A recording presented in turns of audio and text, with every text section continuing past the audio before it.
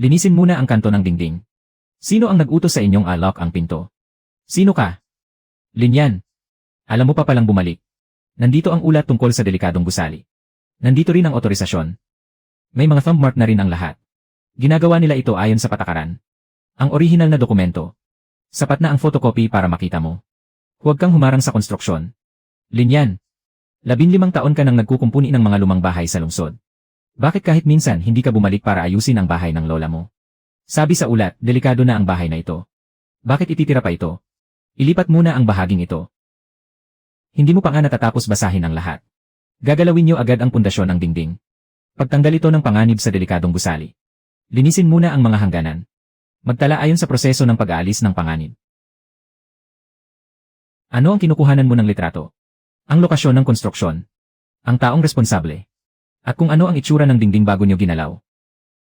Ginoong Lin. Wala kang karapatang itigil ang trabaho. Wala akong karapatang pigilan kayo. Pero subukan niyo pang galawin yan kahit isang beses. Kukuhanan ko ng malinaw kung sino ang nagpukpok ng martilyong iyan. Hoy, Manager Fang. Baka pwedeng maghintay muna tayo. Maghihintay para saan? Nandito ang ulat. Nandito ang mga thumbmark. Ang isang taong galing lang sa labas. Ay mas magaling pa sa ulat. Para malaman kung tama ang ulat, tingnan ang orihinal. Para malaman kung pwedeng galawin ang dingding, tingnan ang site. May kulang sa inyo ngayon. Ipakita sa kanya ang orihinal. Pagkatapos makita, tumabi ka sa daan. Tito Lin, narinig niyo rin po. Binibigyan ko na siya ng sapat na respeto. Linyan, huwag mong sagarin ang gulo. Baka mawalan pa ng matitirhan ang lola mo sa huli. Hanggat hindi pa malinaw ang lahat. Walang sinuman ang pwedeng humatol ng kamatayan sa bahay na ito. Tapos mo na bang tingnan? Linisin ang pundasyon. Huwag hawakan ang bahaging ito sa ilalim ng biga. Ginoong Lin. Gusto mong makita ang ulat kanina. Nakita mo na. Ngayon, huwag ka nang humarang sa pag-aalis ng panganib. Ang tinitignan ko ay ang mismong site. Mas delikado ang mismong site. Kaya nga kailangang linisin ang pundasyon ng dingding. Huwag na huwag ninyong gagalawin ang kahit ano sa itaas ng linyang ito. Akala mo ba may bisa ang pagguhit mo ng linya? Walang bisa yan. Pero kapag ginalaw nyo, may pananagutan kayo sa batas. Ang may lamat ay ang mga dugtungan ng semento. Hindi ang pangunahing biga. Mukhang hindi na umabot ang lamat sa biga. Ganyan talaga ang mga lumang bahay. Kung hindi bubuksan, paano natin malalaman kung bulok na sa loob? Kapag binutas mo yan ngayon, doon talaga masisira ang bahay dahil sa ginagawa mo. Nagpapatagal ka lang ng oras. Paano kung gumuho ito, sino ang mananagot? Kung sino ang nagpabagsak? Siya ang unang mananagot. Hindi ba't nakahukay na kayo ng isang bahagi kahapon? Magtrabaho ka na lang. Ang logbook. Anong logbook? Logbook ng pananagutan sa konstruksyon. Kung may pag-aalis ng panganib, dapat may taong responsable. Sino ang nagbigay niyan sa kanya? Ang bahaging ito ng dingding. Pirmahan mo ang pananagutan. Ano ang pipirmahan ko? Pirmahan mo ang pasya mong kailangan itong hukayin ngayon din. Pirmahan mo na alam mong may bigang nakadagan sa ibabaw nito. Pangalan. Pangalan. Ikaw ang unang magtitibag. Susunod ang construction team sa proseso. Hindi kailangang umarte sa harap mo. Hindi takot sa pirma ang proseso. Ang mga takot lang pumirma ang takot sa proseso. Lin, maaari mo ba silang patigilin sa pagtibag na ito? Hindi mo na mapipigilan ang otorisasyong napirmahan na. Ang otorisasyon ay dapat ding nakabatay sa basehan. Basehan. Tanungin mo muna ang pamilya mo. Linyan. Napigilan mo nga ang paggiba sa dingding. Pero paano naman ito? Lagda, pangalan, petsa. Ako ang tumanggap nito. Narinig mo ba? Walang namilit sa akin. Ang lola mo mismo ang nag-thumbmark nito. Pumayag na ang matanda. Ano pa ang dapat imbestigahan? Kaya mong pigilan ang isang bareta. Pero hindi mo mababago na 15 taon kang hindi bumalik. Nag-aayos ka ng mga lumang bahay sa lungsod. Pero nasaan ka noong tumutulo ang bubong ng bahay ng lola mo? Pumayag na ang pamilya. Kaya huwag nang antalahin ang konstruksyon. 20 taong pamamahala. Otorisasyon para sa pagbakante at rehabilitasyon. Ika-12 ng Nobyembre, 2023. Malinaw na nakasulat, ika-11 ng Nobyembre, 2023. Tingnan mong mabuti. Hindi sa ibinebenta natin ang ancestral house. Kundi hinahayaan natin silang kumuha nito para ayusin. Lola. Hindi ko po itinatanong ang tungkol sa thumbmark. Ang tinatanong ko po ay kung bakit kayo pumirma. Sinabi nila na kung hindi ito ayusin, guguho na ito. Sino pong nagsabi niyan? Ang ulat. Ano pa po? Napakalaking pera ang kailangan para maayos ito. Ayokong maging pabigat sa tito mo. Sabi niya masyadong mahal. Ito ang pahina ng mga gastusin. Gaano pa karami ang gusto mong tingnan? Pumirma siya para sa 20 taon. Tinitignan ko lang ang basehan. Pero ebidensya lang ang tinatanggap ko. Ano naman ang silbi ng mga numero mo? Totoo ang thumb mark. Kung ganoon, tingnan natin kung totoo ang mga bagay na nagpapirma sa kanya. Lynn, ang sariling desisyon ng matanda. Ay sinasabi mong udyok lang ng iba. Hindi ko sinabing may ng udyok. Ang sabi ko, suriin muli ang basehan. Kung pumirma nga batay sa ulat, dapat ay naintindihan din ng mabuti ang ulat na yon, hindi ba? Ang mga pahinang ito ngayon, huwag mo nang palitan ulit. Lynn, huwag kang makipagtalo sa tito mo. Hindi po ako nakikipagtalo. Gusto ko lang linawin ang mga bayarin. Bukas, huwag niyo munang galawin ang pinto. Linisin muna ang pundasyon ng dingding. Masyadong nakatutok ang batang iyon ngayon. Kaya bukas ng madaling araw, kumilos tayo habang kakaunti pa ang tao. Lynn, 8:00 bukas ng umaga. Kailangang linisin ang dapat linising paanan ng dingding.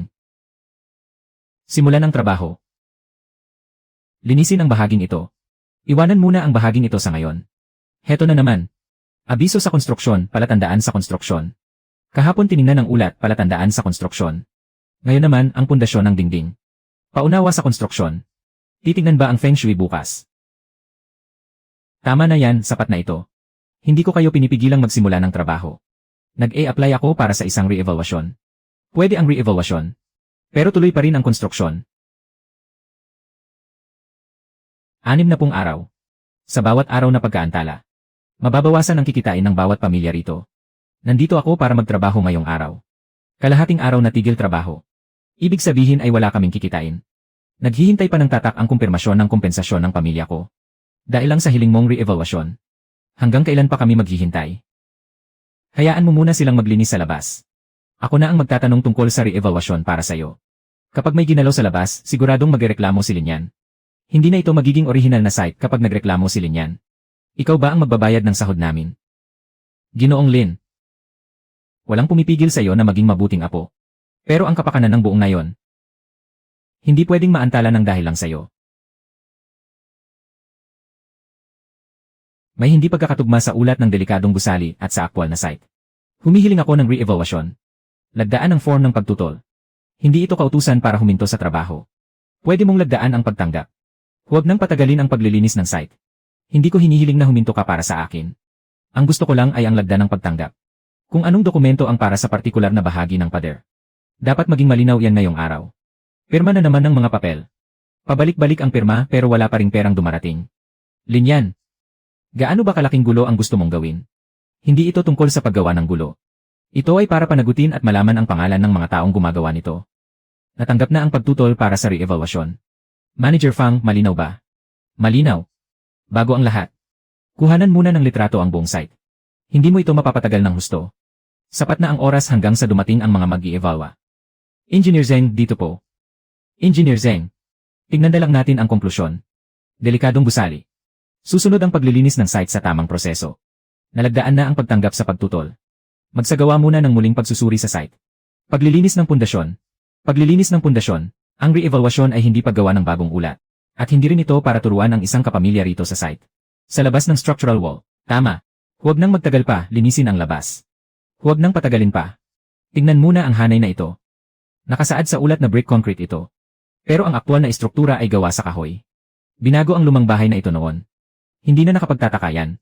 Tingnan ang mga dugtungan para sa mga pagbabago. Ang bigang ito ay may pasa na bigat mula dulo hanggang dulo. Hindi ang mga laryo ang pumapasa ng bigat. Mali ang nakasulat sa ulat. Paglalarawan lang ang uri ng istruktura. Hindi nagbago ang konklusyon. Mali na nga ang impormasyon sa istruktura. Saan pa manggagaling ang tamang konklusyon? Pagkatapos makumpleto ang mga mapping point. Kahit ang biga ay hindi nakunan ng litrato. Ang mga delikadong bahagi lang ang kinunan ng litrato. Hindi dekorasyon ang biga. Ito ang nagpapatatag sa buong bahay. Ang bahaging ito kahapon ay buo pa. Normal lang ang paglilinis sa konstruksyon. Binubungkal na ang pundasyon ng pader bago pa ang re-evaluation. Engineer Zeng, maging maingat po kayo. Isang problema lang sa paglalarawan. Hindi naman ito nakakaapekto sa pag-iwas sa panganib. Sinasabi sa ulat na ladrilyo at kahoy. Iniwasan sa mga larawan ang mga biga. Hinukay muna ang pundasyon ng dingding. 3 bagay. Sapat na ba ito para sa muling pagsusuri? Ang orihinal na ulat ay hindi maaaring gamiting direktang batayan sa demolisyon. Panatilihin muna ang kasalukuyang estado ng pundasyon. Ilayo ang mga kagamitan sa pundasyon. Ngayon, linisin ang pundasyon. Kaya hindi ibig sabihin na gigibain o babaguhin agad ang bahay na ito. Kahit papaano, hindi maaaring magsimula ang demolisyon batay lamang sa ulat na ito. Maaari pang maayos ang bahay. Nariyan pa ang kontrata. 20 taong pamamahala sa bakanteng bahay sa bukid. Otorisasyon para sa pagbakante at rehabilitasyon. Si Lola po mismo ang tumanggap nito. Hindi ba't nilagdaan pa rin naman iyon? Ang pagkakaroon ng kakayahang maayos ang bahay ay hindi nangangahulugang mababawi mo ito. Kinukumpirma ko lang ang mga issue sa teknikal na pananagutan. Ang pagpapatupad ng kontrata ay hindi ko desisyon. Narinig mo ba? Iba ang teknikal. Iba ang kontrata. 20 taon. Hindi dahil sinabing maaari itong maayos ngayon. Ay maaari na itong bawiin bukas. Ipinagkatiwala na ito ng 20 taon. Kaya tiyak na magpapatuloy ang proyekto ayon dito. Napatunayan mo ng maaari pang maayos ang bahay. Sapat na yon. Ang natitira. Kakausapin ko si Manager Fang. Pag-uusapan ng ano? Pag-uusapan na bawasan ang demolisyon. At mag-iwan ng isang silid para sa lola mo. Praktikal ang sinabi ni Tito Lin. Epektibo na ang kontrata. Dapat magparaya ang lahat. Epektibo ang kontrata. Pero hindi ibig sabihin na hindi na natin maaaring tingnan ang batayan. Linyan, gusto mo na namang tingnan ang batayan. Ito ay karaniwang batayan lamang. Hindi na kailangang busisiin ang bawat salita. Ginamit ito para pumirma ng 20 taon. Kaya dapat basahin ang bawat salita. Linyan, huwag mo nang palalain ang sitwasyon. Ang mga sugnay ang mahigpit. Hindi ako. Sa loob ng panahon ng otorisasyon, ang pagbakante, rehabilitasyon at operasyon ng bahay ay pamamahalaan ng magkakasama ng ikalawang panig. Hindi ito matitigil sa pagsasabi mo lang ng hindi ako sang-ayon. Pumirma na ang matanda. Kaya huwag nang gumawa ng gulo. Ginoong Lin, maaari kang kumuha ng litrato. Pero huwag mong iligaw ang matanda para magbago ang isip. Ang pagbabago ng isip ay hindi ang issue ngayon. Ang issue ngayon ay kung ano ang nakita niya noong oras na yon. Naghahanap ka pa ng abogado. At nagpapabasa ng mga sugnay. Totoo ang bakas ng daliri. Pero kahit totoo ito, dapat ding tingnan kung kumpleto ang paliwanag noong oras na yon. At kung sapat ang batayan ng pagpirma. Tingnan muna natin ang 4 na salitang ito. Pamamahala ng negosyo. Hindi pagbebenta ng bahay. Hayaan mo siyang matapos magsalita. Siyempre, bubusisiin ng abogado ang mga salita. Hindi namin binibili ang bahay. Kami ang umaako sa pag-aayos at pamamahala para sa matanda. Para hindi na mag-alala ang matanda. At mabawasan ang abala sa nayon. May punto rin naman yon. Kung walang umako nito, sino ang may perang pampaayos? Tingnan mong mabuti. Ang pamamahala ay pangangasiwa sa ngalan ng iba. Hindi ibig sabihin na maaari mo itong baguhin ayon sa gusto mo. Nakasulat sa otorisasyon ang pagbakante at rehabilitasyon. Paano ito ayusin kung hindi pa nababakante? Saan manggagaling ang pagbakante? Manggagaling ito sa pagtatasa at budget na ito. Kailangan ko ng batayan para sa mga gastos sa pagkumpuni. Naipaliwanag na ang mga gastos kay Lola. Naipaliwanag. Hindi ibig sabihin yon ay may batayan na. Linyan. Huwag mo na namang ibalik ang usapan sa pera. 20 taong pamamahala. Hindi may iwasan ang usaping pera. Habang mas matagal ang otorisasyon, mas dapat na maging malinaw ang batayan. Lalo na ang mga gastos sa pagkumpuni. Sinasadya ninyong iantala ang pagpapatupad. Sinasabi mong hindi natin kayang bayaran ang pagkumpuni. Kaya ilabas mo kung paano yon kinalkula. Listahan lang ng mga detalye ang tatanggapin ko. Hindi ang konklusyon. Manager Fang, may kalakip ba para sa mga gastos? Nagbabantay ang mga taga na yon. Bakit kailangan pa itong hanapin? Hindi ba matagal na itong nakalkula? Marami kasing dokumento. Huwag mong palabasing may problema ang normal na proseso. Ang kumpanyang nagbigay ng presyo. Ibibigay ko muna sa iyo ang listahan. Ang tinatanong ko ay ang kumpanyang nagbigay ng presyo. Walang selyo ang kalakip na dokumento. Ang breakdown ay hindi isang ulat ng pag-audit. Huwag mong gamitin ang selyo para takutin si Lola. Ang 3 bagay na ito. Ang pinagmulan ng presyo. Gagamit ka na naman ba ng mga teknikal na salita para gipitin kami? Hindi ko kailangan ng mga teknikal na salita. Magkano ba? Sino ang nagbigay ng presyo? 2 tanong lang. Nay, ipinakita ba nila ito sa inyo noon? Opo, nakita ko na. Sinabi nilang hindi na kailangang magbayad ng pamilya natin. Anong klaseng tabla ito at napakamahal? 780 yuan kada metro kwadrado. Huwag mo muna itong ibalik, 780 yuan kada metro kwadrado. Tingnan mo ang mga materyales. Ang inaabangan lang ng mga taga na yon ay ang pagpasok ng pera. Papasok ang pera ng pamilya ko sa susunod na Miyerkules. Kapag napirmahan na ito ayon sa schedule. Sa susunod na Miyerkules na nga. Kung ganoon, sino ba ang pinapalabas ni Linyan na nagpapatagal sa pagsusuri niya? Linyan. Pwede mo namang suriin. Pero hindi kami pwedeng maghintay ng walang katapusan. Huwag mong itago ang listahan.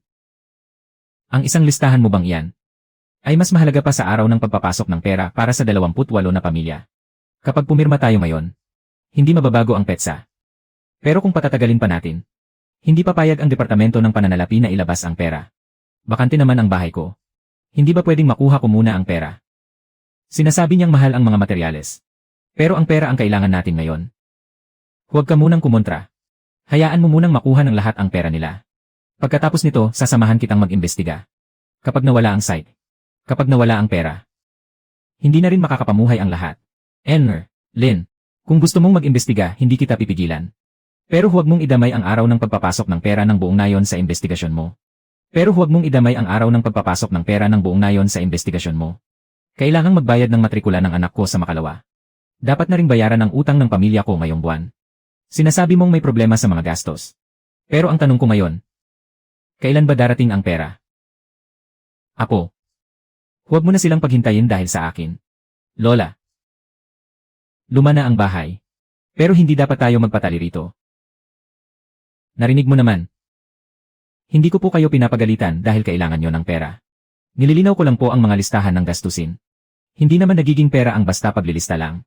At hindi rin dapat hayaang ang mga tunay na problema ay matakpan na lang dahil sa pera. Linyan, sabi mo kaya pang ayusin ang bahay na ito. Pero hindi na kami makapaghintay pa. Anong gagawin natin?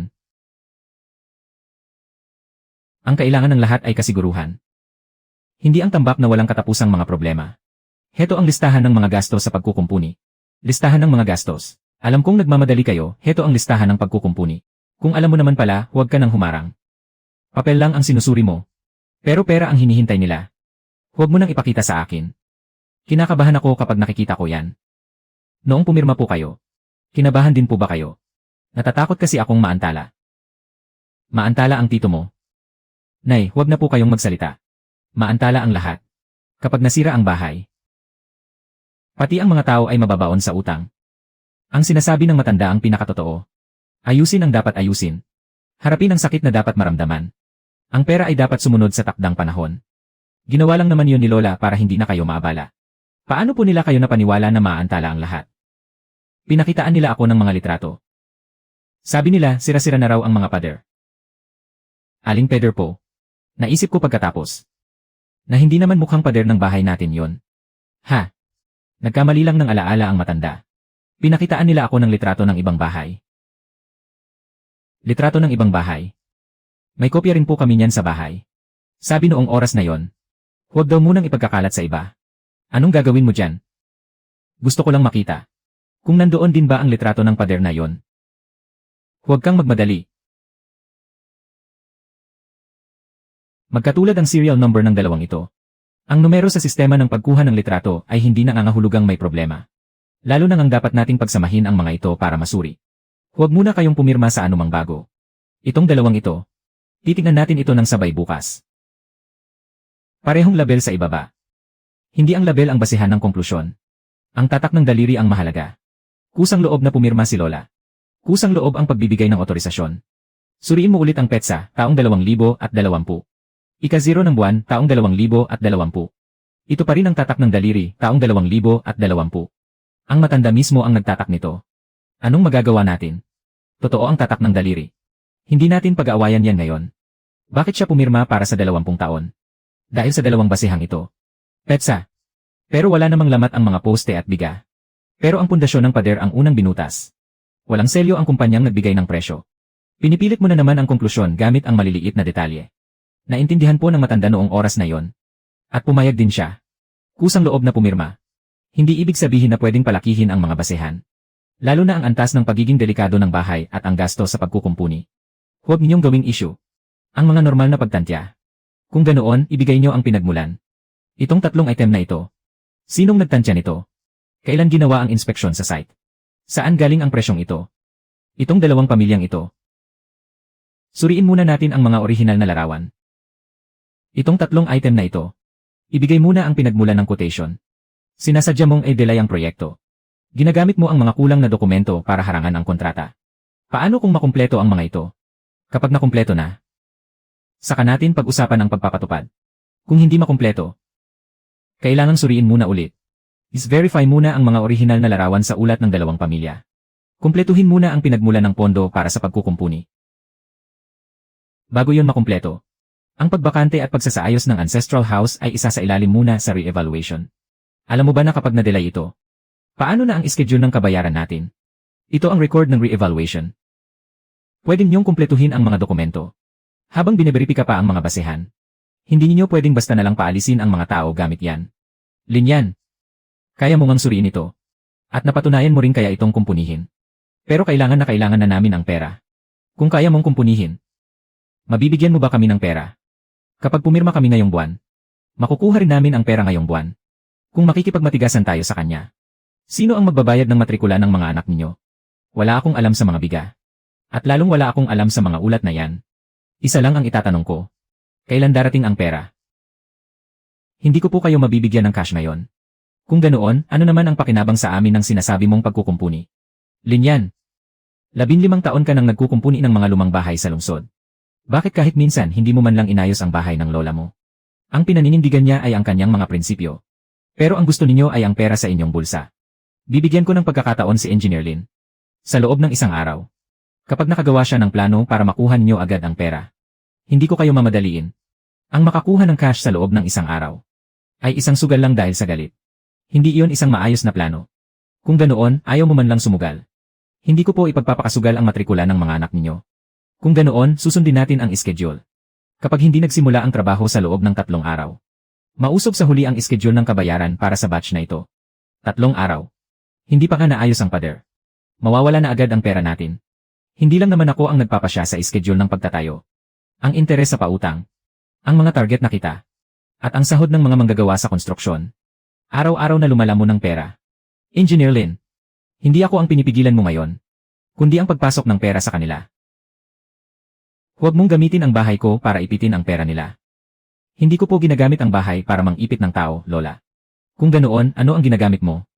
Gagamitin ko ang isang maayos na bakuran para ma-reimburse ang mga gastusin. Paano kung hindi mo ito maayos? Hindi ko nahahayaang maghintay pa sa akin ang buong nayon. Huwag kang magmatigas. Hindi po ako nagmamatigas ngayon, Lola. Isang bakuran lang ang aayusin ko. Kailangan pa ba nating pag-usapan ang mga ulat? Hindi muna natin pag-usapan ang mga ulat ngayon. Hindi ko hinihiling na huminto ang buong nayon. At hindi ko rin kayo pinipilit na maniwala sa akin. Bigyan niyo lang ako ng isang pagkakataon para sa pilot project. Ang bakuran ba ng lola mo ang ayusin mo? Ang harapang bakuran lang po ng ancestral house ang ayusin ko. Kung bubuti ba ang kaligtasan nito? Kung gaano karaming manggagawa ang kailangan? Makikita natin ang bawat hakbang. Ipopost ko po ito araw-araw. Paano naman ang pera? Sa loob ng 3 araw, hindi ko kayo kakausapin tungkol sa sentimiento. Kung masisimulan ba ang trabaho sa bakuran, hayaan nating ang resulta ang magsalita. Nagpapatagal ka lang ng oras. Kakasabi mo lang na marunong lang akong humarang. Marso 3, 2022. Ngayon, hindi ko nahaharangin. Marso 3, 2022. Aayusin ko muna ang isa. CJ. 3 araw. Walang trabaho sa loob ng 3 araw. Uurong ang schedule ng bayad. Linyan. Hindi lang ito tungkol sa reputasyon mo. Ang pag-ulat ng gastusin, alam ko. Ang pag-aayos ng lumang bahay ang pinakamagastos. 2 araw para magbuwag ng isang pader. Kalahating buwan para mag-ayos ng isang biga. Kalahating buwan. Mauubos agad ang kabayaran yan. Sinabi mo kahapon na mag-ayos muna ng isa. Ilabas mo muna ang budget ngayon. Linyan, huwag mo nang sabihin kaya pa itong ayusin. Sabihin mo kung magkano at ilang araw bago simulan. Sukatin muna bago kwentahin. Linyan. Makatipid kaya ang pagsusukat mo rito. Makakatipid sa pera para sa mga hindi dapat gibain. Ang panlabas na bahagi lang ang may lamat. Hindi gumalaw ang mismong pader. Hindi gigibain dito. Kumpunihin lang. Ang base ng haligi lang ang nabasa. Hindi ang buong haligi. Papatibayin dito. Hindi papalitan ang biga. Pero nakasulat sa ulat na kailangang gawin muli ang buong bahagi. Kwentada yan para sa demolisyon at muling pagtatayo. Ngayon, kwentahin natin base sa restorasyon. Hahatiin lang ito sa 3 kategorya. Ang pwedeng patibayin, hindi papalitan. Ang pwedeng patuyuin, hindi gigibain. Ang pwedeng kumpunihin, hindi gagawin muli. Gaano kalaki ang mababawas nito? Alisin muna ang mga demolisyon at pagpapalit na hindi naman kailangan. Hindi ito ang huling kabuang presyo. Ito ang panimulang presyo para sa konstruksyon. Kahit papaano, pwede na bang simulan ngayon? Pwede nang simulan sa harapang bakuran. Nang hindi binabago ang pangunahing estruktura. Anong nangyari? May kulang na isang pahina. Kahit isang pahina lang makakaapekto sa pagsisimula. Hindi pa makakapagbigay ng konklusyon. Pero hindi muna pwedeng isara ang sulok ng bakuran. Ang bahaging ito. Mag-iwan ng puwang para sa kaligtasan. Binawasan mo ang daan-daang libo at ginawa na lang ilang sulat sok. Budget ba ito? O pampalubag loob lang? Bawat item ay tumutugma sa mismong lokasyon sa site. Nakikita at nasusukat. Mabeberipika na ngayon. Pagpapatibay sa harapang bakuran ng walang demolisyon. Pwedeng simulan muna ang paghahanda sa konstruksyon. Huwag munang isara ang daluyan ng tubig sa pangunahing estruktura at sulok ng bakuran. Paghahanda sa konstruksyon. Paano naman ang mga materyales? Kung hindi makukumpirma ang mga materyales ngayon, hindi pa rin tayo makakapagsimula bukas. Hindi na kailangan ng imported na damp-proof board. Gagamit ng lokal na lime mortar para sa halumigmig sa sulok ng pader. Gagamit ng mga lumang laryo para punan ang mga awang. Lalagyan muna ng pansamantalang suporta ang base ng haligi. Ibig sabihin, hindi na kailangang maghintay ng mga materyales mula sa ibang lugar. Huwag muna nating hintayin ang pinakamamahal. Gawin muna ang pinakakailangan. Magsumite ng karagdagang listahan ng materyales bago maghapon. Kung maayos ang listahan, pwede nang pumasok sa site para sa pilot project. Manager Fang. Ang batch na ito ng apog, lumang laryo at tukod na kahoy. Sundin na lang natin ang listahan para sa pansamantalang trabaho.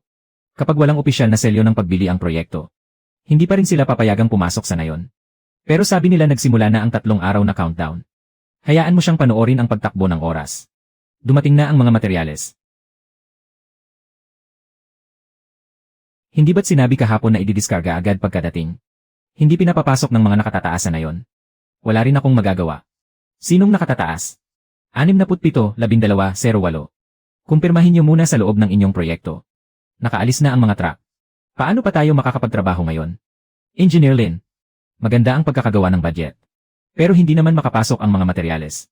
Hindi naman kusang maaayos ang pader. Boss Liu. Saan banda hindi sumusunod sa regulasyon ang listahan? Walang problema sa listahan. Kumpleto rin ang mga gamit. Bakit umatras ang mga truck? Sinabi ni Manager Fang na hindi pa pumipirma ang procurement ng proyekto. Huwag muna daw ibigay sa inyo. Ipinapaalala ko lang ang proseso. May problema ba? Walang problema. Ang hinaharangan mo ay ang mga materyales na ito. Hindi ang proseso ng paggawa sa bakurang ito. Kung walang materyales, paano ka makakakilos? Maghanap ng mga materyales sa nayon na pwedeng gamitin. Maghanap ng mga tao sa nayon na marunong mag-ayos. Kaninong haligi ang kailangang suportahan? Sa harapang bakuran ng Ancestral House. Hindi natin gagalawin ang pangunahing biga ngayon. Gagawa lang muna tayo ng pansamantalang suporta. Linisin ang mga sulok ng pader. Punan ng mga lumang brick ang mga siwang. Hindi papalitan ang biga. Hindi. Siguraduhin muna ang suporta sa bigat bago alisin ang halumigmig. Sapat na ang isang ito para sa pansamantalang tukod. Pwede pang gamitin ang mga lumang materyales. Pwede itong gamitin bilang pansamantalang tukod. Pero hindi pwedeng ipalabas na bago. Isulat ng malinaw ang lokasyon, layunin at oras. Isang karpintero, 2 kantero. Gawin muna ang mga trabahong hindi nakasara, hindi natatakpan at pwedeng suriin muli. Kaya makakakilos pa ba tayo ngayon? Paghahanda lang muna ang gagawin natin ngayon. Kung gagamitin mo ang mga lumang bagay na ito, sino ang mananagot kapag nagkaproblema? Ang pansamantalang tukod ay hindi ang tapos na produkto. At ang pagtampal sa mga siwang ay hindi pa para sa inspeksyon. Ngayong araw, sinisiguro lang natin na hindi matitigil ang trabaho. Engineer Lin. Itayo ang tukod. Ilagay ang pansamantalang harang. Nagsimula na nga ang trabaho. Hindi ito may tuturing na tapos na. Pero ang mahalaga ay hindi ito natigil. Para lang maipagpatuloy ang pag-usad ngayon. Hindi para ideklarang tapos na. Huwag muna nating pagtuunan lang ang Ancestral House. Lumalabas na ang resulta ng re-verification para sa 3 pang kabahayan. Nakasaad sa orihinal na ulat na ito ay brick concrete. Pero hindi ganoon sa aktwal na site. Hindi rin tugma ang mga numero ng larawan. Hindi lang ang Ancestral House ang may ganitong issue. Ang sample mula sa 3 kabahayan ay hindi sapat para sa buong proyekto. Kaya bukas, palalawakin natin ang pagsusuri. Titignan lang natin ang mga pagkakaiba. Nang hindi muna gumagawa ng konklusyon. Bukas, gagawa tayo ng mga talahanayan ng paghahambing bawat grupo. Ilatag ang mga ulat at i-verify ang mga ito bawat grupo. Ilatag ang mga ulat. Mali rin ang nakasulat para sa 3 pamilyang ito. Huwag muna tayong gumawa ng konklusyon. Sa ngayon, kinukumpirma lang natin na may mga pagkakaiba nga. Kailangang palakihin ang sample para sa re-verification. Gusto mong patigilin ang gawa sa 28 kabahayan gamit lang ang 3 pirasong papel. Walang nagsabing patigilin ang 28 kabahayan. Kung ganoon, para kanino nyo ipinapakita ito? Para sa mga taong hindi pa pumipirma. At para bigyan din ng pagkakataon ang mga nakapirma na para magpa-re-verify. Ititigil muna ang konstruksyon ng isang araw. Ang bayad sa mga manggagawa, makinarya, at interes sa pautang. Sino ang aamin? Hindi gagawa ng trabaho ngayong araw. Mahigit 20 tao ang walang kikitain. Sa amin din ibabawas ang perang ito. Kung hindi sa inyo, kanino pa ibabawas? Isang salita lang yan ng re-evaluation. Buong na yon ang kailangang huminto. Linyan. Tama namang suriin ang mga mali po. Pero totoo rin kailangan ng mga tao ang pambili ng pagkain ngayon. Maaari mong dagdagan ng isang linya ng duda ang ulat. Pero mababawasan din ang sahod nila ng isang araw. Hindi naman mukhang guguho ang estruktura. Kung mabubuksan lang bukas para masuri, magiging kampante na ang kalooban ng lahat. Huwag munang magpapasok hanggat hindi tapos ang trabaho. Ngayon, pinapatunayan lang na tuloy ang progreso. Hindi nito pinapatunayan na maaari na itong gamitin. Pero kung susuriin mo pa ang ibang bahay, gagamitin ni Manager Fang ang sahod para ipitin kami. Ano ba talaga, ayusin muna o susuriin muna? Hindi dapat pinaghahalo ang dalawang bagay na yan. Ang mga modelo ay dapat sumunod sa mga milestone. At ang ulat ay dapat isailalim sa re-evaluation base sa mga modelo. Malinaw ang sinasabi mo. Pero hindi na kami makapaghintay. Isang rehistro bawat pamilya. Ngayon, ay sisil lang muna ang mga modelo. Hindi muna magbibigay ng pinal na desisyon. Narinig nyo ba? Kahit siya, hindi rin makapagbigay ng pinal na pa siya. Sandali lang. Hindi ito ang pader ng bahay ko. May tabas ang batong asul sa pundasyon ng pader ko. Wala ito sa ulat. Magkaiba talaga sila. May pagkakaiba ang orihinal na rehistro sa mga larawan. Huwag na kayong magtalo rito kung totoo o hindi. Natatakot ka ba? Natatakot akong mauwi lang sa walang saysay na daldalan ang mga duda. Magkakaroon lang ng halaga ang re-evaluation kapag nakasil na ang mga modelo. Kung hindi kayo pipirma ngayon, mapupunta sa dulo ang listahan nyo para sa kompensasyon bukas. Engineer Lin, mapapatunayan mo ba ngayon na mali ang lahat ng nasa ulat nila? Pero mapapatunayan ko na hindi sapat ang linis ng mga kasalukuyang modelo. Hindi ito pwedeng gawing basihan para sa konstruksyon ng 28 kabahayan. Bago magtanghali bukas, ay sisil pa ang 5 modelo ng bahay. Susuriin lang ang uri ng estruktura, pinagmulan ng larawan, at test number 3 bagay lang. Hindi ko hahayaang ipitin nyo ako. Itigil muna ang mga bagong pirmahan. Tingnan natin bukas ang pagtanggap sa modelo at ang re-evaluation nito. Talaga bang dahil lang sa ilang pahina ng mga duda, ay bibitawan nyo na ang kompensasyon? Hindi namin bibitawan. Huwag munang pumirma. Titignan namin ang bakuran bukas. Pati na rin ang ulat. Sabi kahapon, tingnan ang resulta, 18:43. Buksan ang pinto ngayon. Sino ba ang hindi marunong magpaputi at magpakinis ng pader? Huwag ninyong ituring na restorasyon ang pagpapaganda lang ng labas. Linyan, huwag ka nang magbigay ng mga sermon ngayon. Ipakita mo sa amin. 3 bagay lang ang titingnan natin ngayon. Kaligtasan, tagal ng paggawa at gastos. Ito talaga ang orihinal na pader. Kinumpuni ang mga sira at pinuno ang mga puwang. Ang mga pwedeng manatili ay hindi giniba. Makatitipid kung pananatilihin ang mga lumang gamit. Pero mas magastos kapag nagkaproblema sa huli. Tingnan ang mga record ng test section sa harap ng bakuran. Hindi lumawak ang mga marka ng lamat. Stable ang mga suporta sa paanan ng poste. Pinapayagan ang limitadong bilang ng mga residente na pumasok at magsuri. Ang pagpayag na magsuri ay hindi nangangahulugang pwede na itong gamitin. Hindi natin sasabihin pwede na itong pagkakitaan ngayon. Pinapatunayan lang na ligtas itong naisaayos hanggang sa puntong ito. Sandali. Narito pa rin ang gasgas na ito. Hindi ito bagong pader. Ito ang orihinal na pader. Ay. Hindi ginawang bago pero hindi rin gumuho. May marka ang isang pader. Hindi ibig sabihin nito na pwede nang ituloy ang buong plano. Kaya hindi ko hinayaang ituloy nila ang lahat. Iyong unang gusali lang ang ipinaayos ko para ipakita sa kanila. Ang kalagayan ng pagpapanatili sa orihinal na pader. 13-13. Itala ang record ng inspeksyon sa modelong bakuran. Ang nakalista lang sa cost sheet ay ang mga nagastos na talaga. 4 na bagay, lakas paggawa, lumang materyales, apog at monitoring. Walang imported na moisture-proof boards. Hindi mailalabas ang halumigmig kung hindi muna gagastos ng malaki. 3 araw lang ang itatagal ng trabaho. Unang araw, paglilinis ng mga kanto ng pader. Ikalawang araw, pagpapatibay sa pundasyon ng mga haligi. Ikatlong araw, pagtatapos sa mga kulang na bahagi. Pero sabi ni Manager Fang, abutin daw ng kalahating buwan. Ang kinuwenta niya ay ang pagbaklas at pagpapalit. Ang kinuwenta ko naman ay ang minimal na pakikialam lang sa estruktura. Kinukumpirma ko lang na ligtas ang test section sa harap ng bakuran. Ang drainage sa mga kanto ng pangunahing bakuran. Kailangan pa ring suriin muli ang lahat sa mga susunod na paggamit. Narinig nyo ba? Puro problema ang susunod niyan. Kung may problema, markahan nyo. Huwag itago. Ang pag-aayos ng luma ay hindi para pagtakpan ang kapintasan. Ito ay para ilantad ang mga panganib. Mang Zhu, itigil mo muna ang pagpirma ngayon. Mapupunta sa huli ang pagkakasunod-sunod ng bayad pinsala mo. Mang Zhu, huwag padalos-dalos, baka mawalan ng panggastos ang pamilya nyo. Hindi ako padalos-dalos. Nakita ko na ang unang natapos. Ang bakuran ko ang gagawing pangalawang pilot project. Iparehistro rin ang ulat para sa muling pagsusuri. Ititigil ko muna ang pagpirma. Magsuri muna bago magdesisyon sa plano. Hindi mo ako ginigipit. Ang ginigipit mo ay ang resulta. Kung ganoon, hayaang magpatuloy ang pagsingil batay sa resulta. Manager Fang, naging malaking iskandalo ang proyektong ito noon. Si Lin Yan ang isa sa mga in-charge na inhinyero noon. A-post sa group chat ng ngayon, linawin ang titulo, ha? Anong isusulat? Isulat mo na nakapag-ayos siya ng isa. Isulat mo lang na nakapag-ayos siya ng isa. Isulat mo na nakapag-ayos siya ng isa. Pero kaya rin niyang pabagsakin ang buong nayon.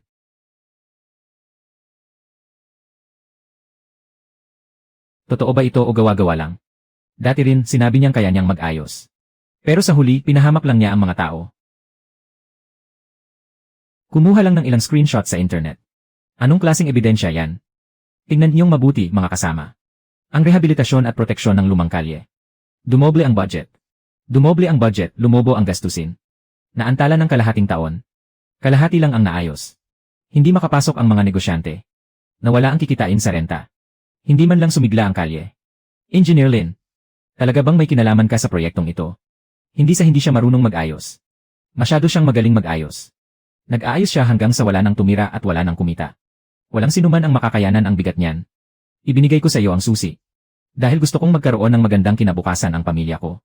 Hindi para samahan kang magkamali na naman. Manager Fang, huwag kang magsinungaling at mamili lang ng sasabihin mo.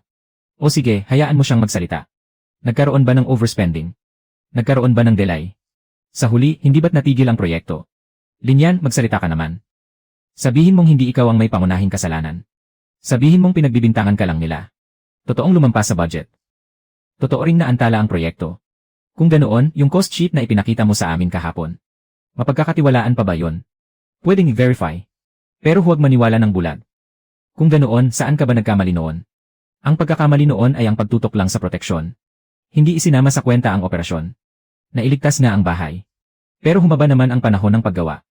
Hindi na makapaghintay ang mga nangungupahan. Naputol ang daloy ng pera ng mga negosyante. Huwag mo nang sabihin yan. Kailangan ko itong sabihin. Kung sa pagkakataong ito ay sasabihin ko lang na maaari pang ayusin ang bahay. Nang hindi sinasabi kung saan manggagaling ang pera. At kung magkano ang nalulugi araw-araw. Hindi nyo na sana ibinigay sa akin ang mga susi. Kung magsusulat tayo ng listahan ng gastusin ngayon, mawawala na ang mga lumang utang. Hindi mawawala ang mga lumang utang. Magsisimula sa ikalawang pilotong lugar. Isa sa publiko araw-araw ang 3 uri ng ulat pananalapi. 3 ulat. Kung magkano ang nagastos. Kung ilang araw ang naantala. At kung magkano ang malulugi ng bawat isa kapag huminto ng isang araw. Isusulat lahat yan. Paano naman ang kaligtasan? Isusulat yan sa ulat ng mga panganib. Ang mga hindi pa nasusuri ay hindi bubuksan. Ang mga hindi pa naayos ay hindi gagamitin. Kung sino ang pumirma, siya ang may pananagutan. Ipinapasa mo lang ang responsibilidad sa mga mamamayan. Inilalantad ko lang ang responsibilidad sa harap ng lahat. Ang mga malabong ulat ang pinakamadaling gamitin para pagnakawan tayo sa loob ng 20 taon. Kung ganoon, tingnan muna natin ang mga ulat. Susuriin natin ito araw-araw. Gustong isapubliko ni Manager Fang at ng kanyang grupo ang mga ulat. Hindi nila nakontrol ang opinyon ng publiko. Hayan siyang magsulat ng mga ulat. Ipaubaya sa iba ang pagsusuri sa kaligtasan bago ito isumite. Mag-ulat ng tapat. Siya mismo ang nagsabi. Ang mga hindi pa naayos ay hindi gagamitin. Lalo na sa kaligtasan sa sunog. Hindi ba't sinabi mong ligtas na ito kahapon? Teka. May dumating ng mga inspektor. Nakatanggap kami ng sumbong. Kaya sinusuri namin ito ayon sa proseso. Hindi muna iminumungkahing buksan ito sa mga bisita habang hindi pa tapos ang pagsusuri. Sinabi ni Engineer Lin kahapon na ligtas ito. Pero ngayon ay may nakapaskil ng abiso sa pinto. Mabilis kayatang napahiya. Sige, mag-inspeksyon kayo. Pansamalantala. Hindi ba't sinabi ni Engineer Zen kahapon na ligtas ang harapang bakuran? Ang kaligtasan ng estruktura ay iba sa pagsunod sa mga patakaran sa sunog. Hindi ito bubuksan ngayon. Ano na lang ang sasabihin sa iyo ng mga nag-abot ng susi kahapon? Kung gusto mong patunayan na wala kang pagkakamali, buksan mo ito. Papayagan lang ang limitadong pagsusuri sa loob. Habang sabay na pinoproseso ang mga papeles. Kung walang titira, maaari ba kaming pumasok para tingnan man lang ito? Kung para lang sa limitadong pagsusuri sa loob. Sa prinsipyo ay maaari nating limitahan ang bilang ng tao. Hindi sapat ang lapad ng daanan dito. Gaano kalaki ang kulang? Kailangan panatilihin ang sapat na lapad para sa daanang palabas kapag may sakuna. Nabawasan ang espasyo nyo dahil sa mga lumang estante ng gamit. Hindi ito maliit na bagay. Madali lang pala yan. Baklasin ang mga estante at ilipat ang mga gamit. Tingnan natin mamayang hapon kung maaari na. Hindi pa sapat yan. Kailangan pang suriin muli ang inayos na daanan. Pati na rin ang mga karatula para sa paglikas. At dapat ding ilagay sa tamang posisyon ang mga pamatay sunog. Hindi ito maaaring buksan ngayon. Kakapanalo mo pa lang kahapon. Tapos ngayon ay magsasara ka na agad. Hindi mo kayang matalo. Linyan. Kahit payagan mo lang silang tumingin ng 5 minuto. Hindi kita pinipilit. Pero naghihintay pa ang bakuran ng pamilya ko. Kapag huminto ka ngayong araw, paano ko ito ipapaliwanag sa pamilya ko? Ang paghinto mo ng isang araw. Hayaan mong umiti si Manager Fang ng isa pang araw. Bahala siyang umiti. Hindi natin dapat ipusta ang kaligtasan para lang makipag-away sa kanya. Aminin mong hindi pumasa ang modelong bakuran. Isulat mo ang mga depekto. Saka lang natin ito maaaring ayusin. 3 bagay na dapat ayusin. Lapad ng daanan, mga pamatay sunog, at mga karatula para sa paglikas. Susuriin muli pagkatapos maayos. Magsisimula ngayon. Pirmahan ang abiso at ipaskil sa pinto. Hindi bubuksan hanggat hindi nasusuri muli. Magaling ka talagang magpaganda ng salita para sa pagsasara. Hindi ito pagsasara. Iyan ang mas magandang pakinggan. Kaya hindi talaga ito bubuksan ngayon. Hindi talaga. Kung ganoon, kailangan ding maghintay ng bahay ko na pangalawang pilot site. Maghintay muna hanggang sa malinaw ang sakop ng ayusin bago magsimula. Hindi pwedeng nagtatakip tayo ng butas sa isang tabi. Habang gumagawa naman ng bagong butas sa kabila. Hindi bubuksan ngayon. Ang bayad sa mga manggagawa, platero, at mga materyales na nakatenga ay pawang mga kalugihan. At ang pangalawang pilot site sa bahay ni Chang. Ang bawat araw na paghihintay ay pagkaantala. Siyempre mahalaga ang kaligtasan. Pero ang tanong, kaya nyo bang patagalin ito? Maaaring huminto pero kailangang malinaw ang kwenta ng pera. Engineer Lin. Ang isang araw na paghinto ay isang araw na kalugihan. Huminto na kahapon. At huminto pa rin ngayon. Nakatingga ang mga manggagawa. Nakaimbak lang ang mga materyales. At ang bahay ko na pangalawang pilot site ay naiipit din. Bawat araw na paghinto ay kalugihan. Paano ba lumampas sa budget ang lumang proyekto? Dahil lang sa paisa-isang bagay na unti-unting dumadami habang inaayos. Kung hindi kayo naniniwala sa akin ngayon, naniniwala kami. Sabihin mo kung sino ang responsable. Magkano ang magagastos at kailan matatapos? Unang bagay, ang lapad ng daanan sa kanlurang bahagi. Responsibilidad namin ni Master Tsu. Ang halaga. 180 yuan para sa pagbaklas ng lumang plansa at pag-ayos ng sahig, kasama ang materyales sa loob ng kalahating araw. Hindi ito abot ng libo-libo. Ayusin lang ang lumang plansa na nakaharang sa daan, hindi gigibain ang pader. Pangalawang bagay, ang paglalagay ng mga pamatay sunog. Ako ang bahala sa pagbili. At si Engineer Zeng ang magpapatunay ng mga lokasyon. 2 piraso, isa sa publiko ayon sa resibo.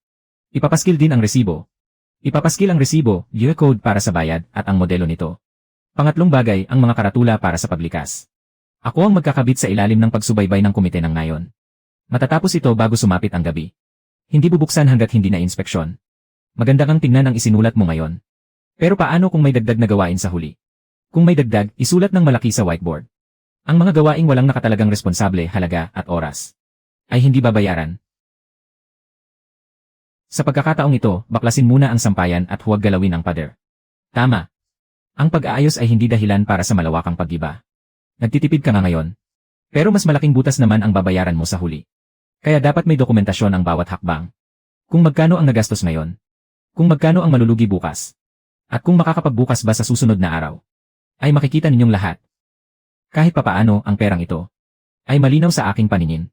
Kailangan mong isama ang drainage sa sulok ng bakuran sa mga panganib na hindi pa nasisilyuhan. Kailangang suriin ang orihinal na record ng konstruksyon. May kulang sa gitna. Wala ang pahina 18. Kulang ng pahina para sa drainage ang record ng konstruksyon. Ilista muna natin ang mga duda. Iyon nga ang bahagi na sinabi mong hindi pwedeng selyuhan noong nakaraan. Walang record tungkol doon. Hindi ba pwedeng ituring na lang na ayos na ang seguridad? Mga record ng konstruksyon ng sinaunang bahay. At ang mga kalakip na ulat mula sa ibang bahay. Iisang grupo lang ang nagtatak nito. Normal lang sa mga kontratista na gumamit ng isang selyo sa mga proyekto. Normal lang. Kaya mas dapat nating suriin kung saang mga materyales nila ito itinatatak. Gusto mo na namang patagalin ang pagsasaayos at gawin itong investigasyon. Hindi natin patatagalin ang pagsasaayos. Magpapatuloy ang pagsasaayos. Ang mga kulang na pahina at selyo ay isa sa ilalim sa reverifikasyon. Ang kwentang ito ay hindi mukhang butas na walang katapusan. Pero ang kulang na pahinang iyon ay mukhang isang patibong. Mang Zhu. Huwag kang magpalito sa ilang linya lang ng mga salita. Ipagpatuloy ang pagpapatupad ng pagsasaayos ng kwenta. Kailangang palawakin ang reverifikasyon ng investigasyon sa pundasyon ng konstruksyon. Hanggang saan ito palalawakin? Mga record ng investigasyon sa pundasyon. Mga record ng pagsasaayos ng daluyan ng tubig. Mga kopya ng selyo mula sa mga kontratista. Sabay-sabay na reverifikasyon. Habang nasa reverifikasyon, hindi titigil ang pagsasaayos sa modelong bakuran. Ang mga sulok ng bakuran na hindi pa nabeberipika ay hindi muna isasara. Gusto niyo yatang madamay ang buong proyekto sa reverifikasyon ito. Ipadala sa group chat ng proyekto bukas ng umaga. Magre-verifika base sa mga record. Hindi base sa emosyon. Habang nasa reverifikasyon, tungkol sa mga resulta ng investigasyon sa pundasyon, pansamantalang ititigil ang paggamit ng mga basehan sa konstruksyon. Ang pagsasaayos sa kaligtasan sa sunog ng modelong bakuran ay muling susuriin ng hiwalay. Linyan. Hindi lang isang bakuran ang kinukumpuni mo ngayon. Pinipigilan mo ang buong proyekto. Hindi ang proyekto ang pinipigilan ko, kundi ang mga basehan hindi pa nabeberipika ng malinaw. Hindi maibibigay ang sahod ng mga manggagawa ngayong araw. Ang interes sa utang ay lumalaki araw-araw. Listahan ng sahod sa pagtigil ng trabaho ngayong araw, detalye ng interes sa utang ng proyekto. Sahod sa pagtigil ng trabaho, ang multa sa pagbubukas ng parke ay ibabawas agad, abiso tungkol sa multa sa kontrata. Sabi ni Manager Fang. Ang reverifikasyon nyo ang nakakaharang sa konstruksyon. Kahapon, isang bakuran lang ang itinigil. Bakit naging proyekto na ng buong nayon ngayong araw? Dahil hindi lang pagkumpuni ng bahay ang ginagawa ni Engineer Lin. Gusto niyang ulitin ang investigasyon sa pundasyon. Sino ang papasan sa mga sahod, interes, at multang ito sa huli? Sino ang ayaw magparaya sa reverifikasyon? Sino ang magbibigay ng kasagutan? Alisin ang mga restriksyon sa reverifikasyon bago magtanghali. Mangangako ako sa pamamagitan ng kasulatan. Bubuin ang mga dokumento sa loob ng 48 oras. Paumpisahin muna ang mga manggagawa. Pwede nating pag-usapan ang paghahabol ng mga dokumento sa huli. Engineer Lin. Sa ganitong paraan, hindi mapuputol ang sahod. At magpapatuloy pa rin ang reverifikasyon.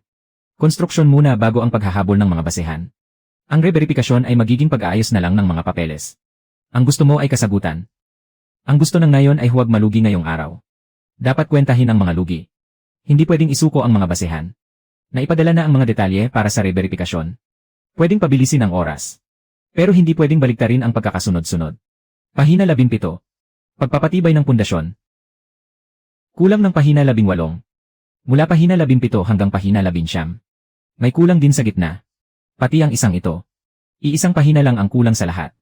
Nakasulat sa index ang pahina 18. Pahina para sa lumang sistema ng daluyan ng tubig. Karaniwan lang na may kulang na pahina sa mga lumang dokumento. Huwag mong ituring na problema sa inhenyeriya ang problema sa mga file. 3 bahay ang kulang ng isang pahina. Hindi na lang ito problema ng isang dokumento. Ang mga record ng konstruksyon ng 3 bahay ay pare-parehong kulang ng pahina para sa lumang sistema ng daluyan ng tubig. Orihinal na disenyo, ang mga orihinal na scan ng 3 bahay, ang mga dokumentong hinati-hati pagkatapos, 17, 15, 19. Hinihintay pa ang mga orihinal na nascan na dokumento. Hindi po namin naintindihan ang pahina 18. Ang alam lang po namin wala kaming sahod ngayon. Hanggang kailan po ba magpapatuloy ang pagsusuri? Opo. Engineer Lin. Hindi pwedeng matulad na naman ito sa dati mong proyekto. Na walang katapusang paghihintay. At laging nagdaragdag ng pera. Hindi siya magbibigay ng oras. Puro panganib lang ang ibibigay niya sa inyo. Unang tuntunin, re-evaluasyon ng batayang survey. Asil ang mga sample bago mag-alas 8 ng gabi. Ilabas ang paunang resulta ng re-evaluasyon bago mag-alas 10 ng umaga bukas. Resulta lang ang ilalabas. Walang paunang pasalitang konklusyon. Pangalawang tuntunin, re-inspeksyon sa kaligtasan sa sunog ng modelong bakuran. Muling susukatin ang mga daanan bukas ng alas 9 ng umaga. Mga fire extinguisher at mga karatula para sa paglikas. Sa madaling salita. Bukas, sa loob ng isang araw.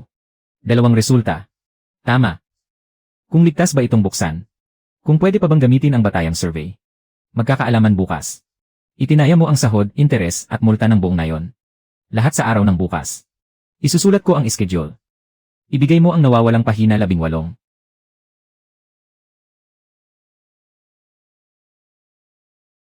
Kapag lumabas na talaga ang resulta ngayon. Una, kung pwede ba itong buksan. Pangalawa, kung magagamit pa ba ang ulat. Tingnan muna natin ang kaligtasan sa sunog. Si Engineer Lin mismo ang nagpatigil ng operasyon kahapon. Huwag mong sabihin ngayon na maliit na bagay lang ito. Basahin ito ng sunod-sunod. Noon, may mga pagkaantala at labis na gastos. Ngayon naman, natigil dahil sa kaligtasan sa sunog. Tingnan niyong mabuti, mga kasama. Sa mga proyekto niya, laging sinasabi muna na kaya itong ayusin. Saka sasabihin kailangan itong kumpunihin. Pero kahapon, kusa niya itong pinatigil. Kapag kusa ba ang pagkalugi, hindi na ito may tuturing na lugi. Kapag hindi pumasa sa inspeksyon sa sunog ngayon, babawiin ko ang susi ng bahay ko. Yan Z. Huwag mo namang sarilinin ang pasanin ngayon. Hindi ako umaasa sa mga salita lang. Tingnan natin ang mga record. Pumasa sa pamantayan ang lapad ng daanan. Pumasa sa pamantayan ang mga fire extinguisher.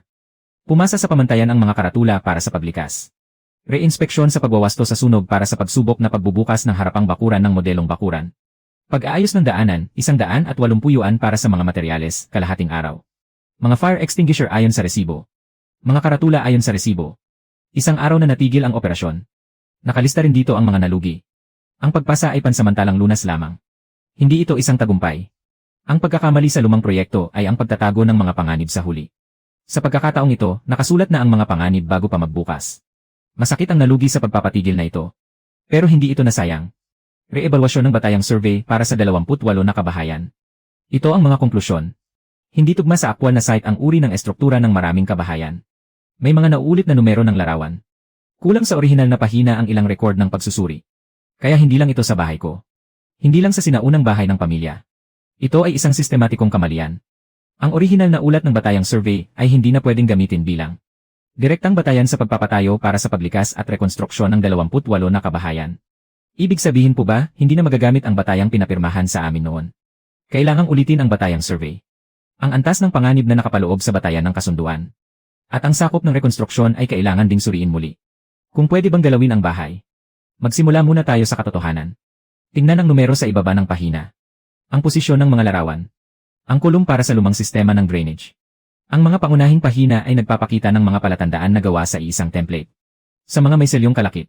Paulit-ulit na lumitaw ang selyo ng kontraktor. At nawawala ang mga katumbas na orihinal na talaan. Ibig sabihin, ginamit lang nila ang template bilang aktwal na pagsisiyasat.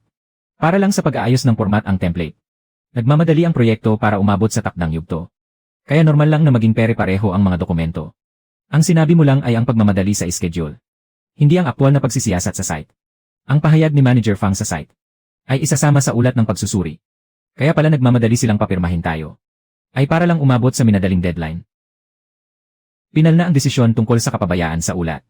Ang selyo ng kontraktor ay simula pa lang ng investigasyon sa kadena ng pananagutan.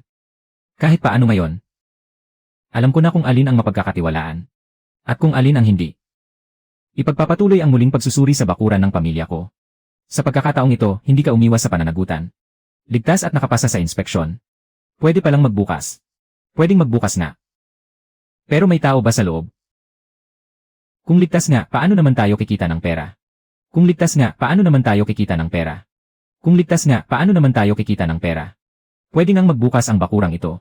Pero wala namang nakapila sa labas. Bukas para sa trial stay, 1 kwarto, nakatira, 0. Kahit gaano pa kaganda ang pagkakaayos, bukas para sa trial stay, 1 kwarto, nakatira, 0. Kahit gaano pa kaganda ang pagkakaayos. Kung bakante naman, dekorasyon lang yan. Aktwal na kita. Kaya ngayon, tingnan natin ang demand. Hindi ang nostalgia. Huwag muna tayong magmadaling magulat ng kita. Ipaalam muna natin sa mga tao na pwede silang tumira at mamasyal dito.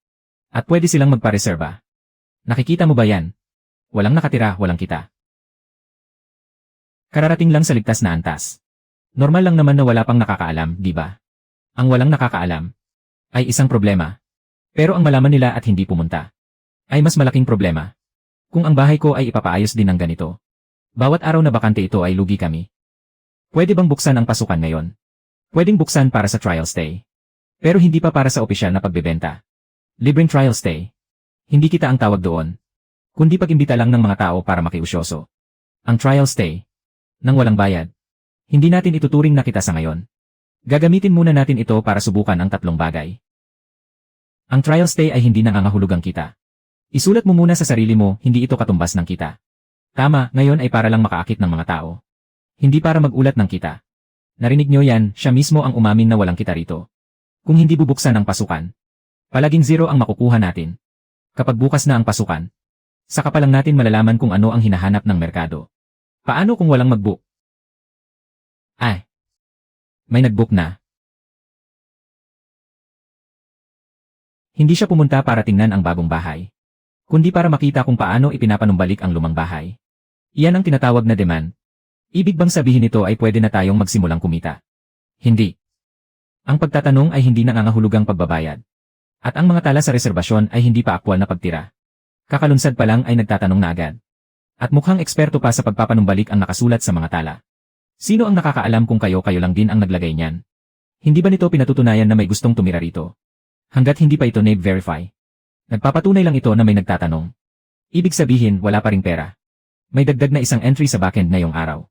Zero pa rin ang nasa account. Sabi mo huwag munang a-report ang kita. Pero ang kailangan natin ay kita. Kaya bukas, i-verify ang mga tao, oras, at kung gusto ba talaga nilang tumuloy.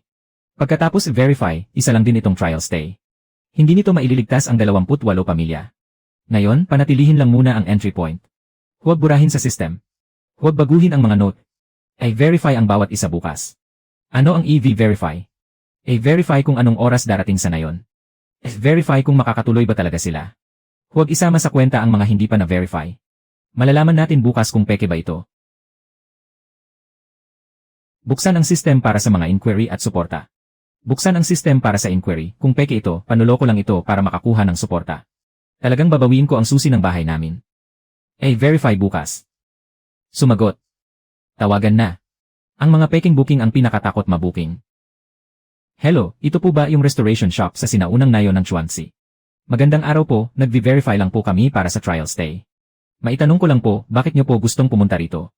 Nakita ko po kasi sa booking page yung mga litrato ng pag-aayos ng pader. Gusto ko sanang isama ang mga anak ko ngayong weekend para makita kung paano kinukumpuni ang mga lumang bahay. Lene.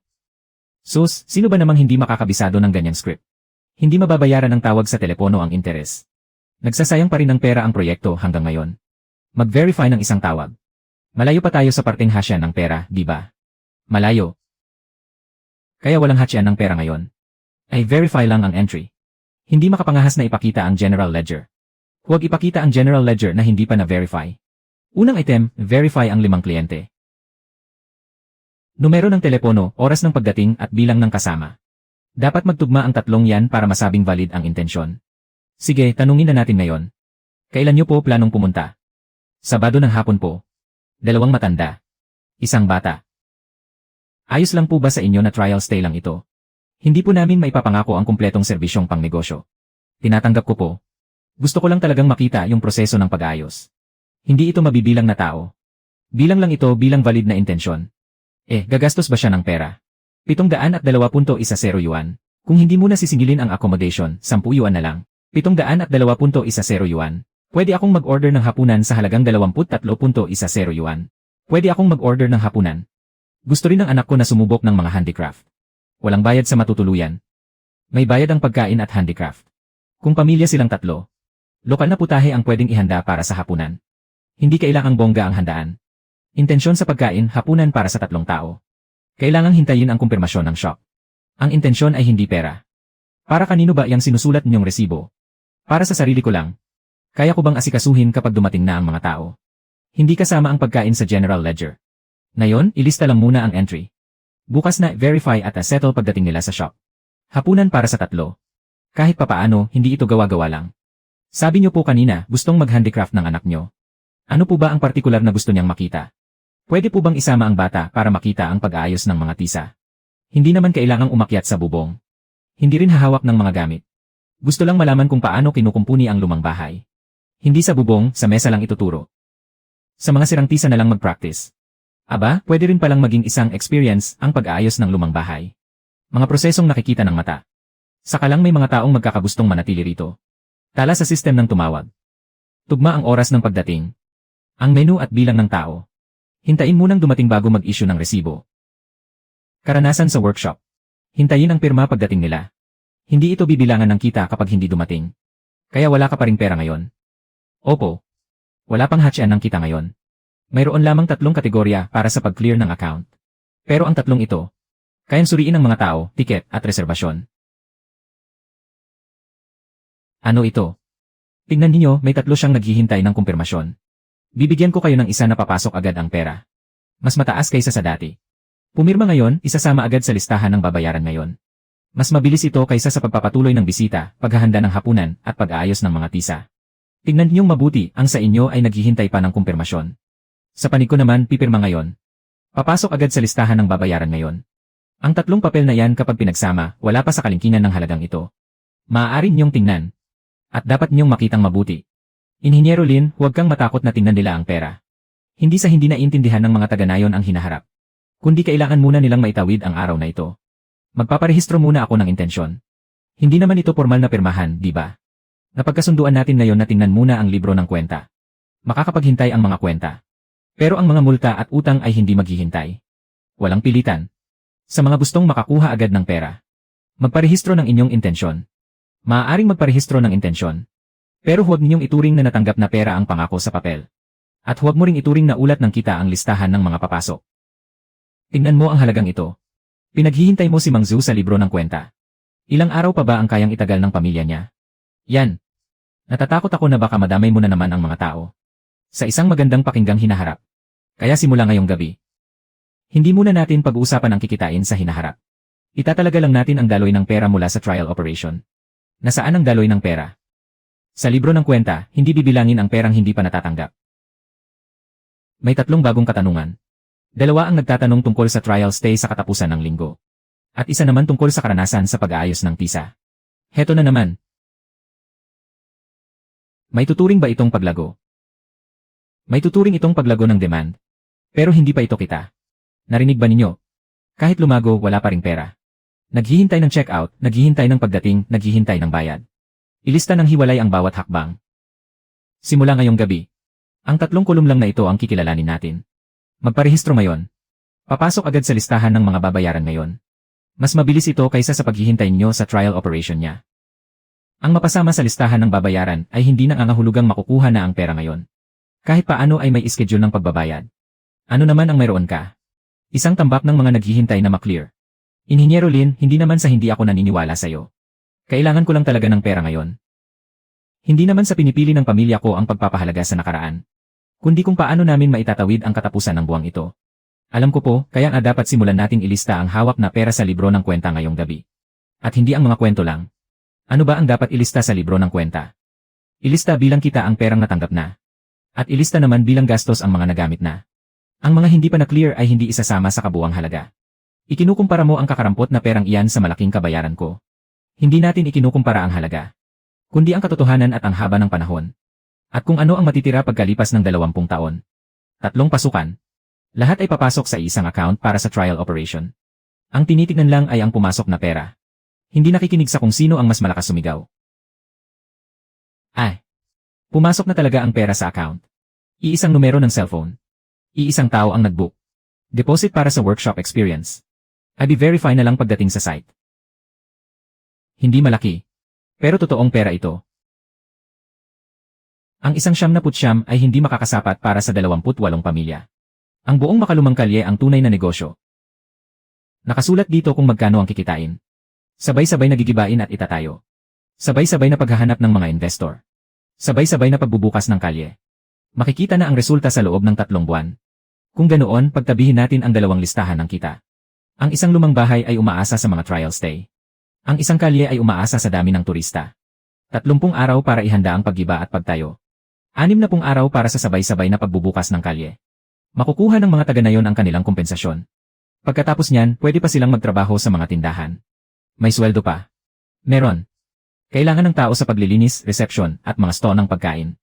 Mukhang mas masigla ito kaysa sa iisang bakuran lang. Engineer Lin.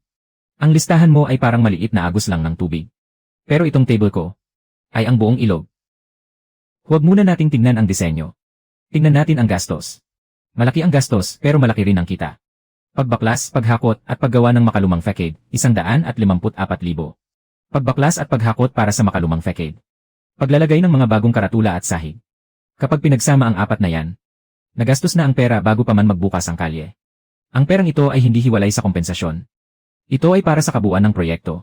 Hindi namin kayo pagbabayari ng cash. Hindi porket walang cash ay wala ng gastos. Ang gastos ay papasok sa payback cycle. Magiging pressure ito sa paghahanap ng mga investor. Kasama ito sa hatsyan ng kita sa loob ng 20 taon. Sa maliit na bakuran, may pumapasok ng kaunting pera. Pero sa makalumang kalye, gagastos muna ng malaki. Tama. Ang isa ay nagsisimula sa kita ng trial operation. Ang isa naman ay nagsisimula sa pagbabawas ng gastos sa konstruksyon. Hay! Nakasulat dito, 60 araw bago magbukas. Mas mabilis kaysa sa pag-aayos mo ng paisa-isang bahay. Pag-iba, pag-aayos ng sahig, pag-upa, pagpasok ng mga negosyo, hanggang sa trial operation. Sa 4 na yugtong ito, hindi makakatanggap ng mga bisita ang ngayon. Ibig sabihin, bago ang saya, may panahong walang kikitain. Hindi lang basta panahon. Ito ay mahabang panahong walang kita. Talagang may cycle ang pagpapatayo ng proyekto.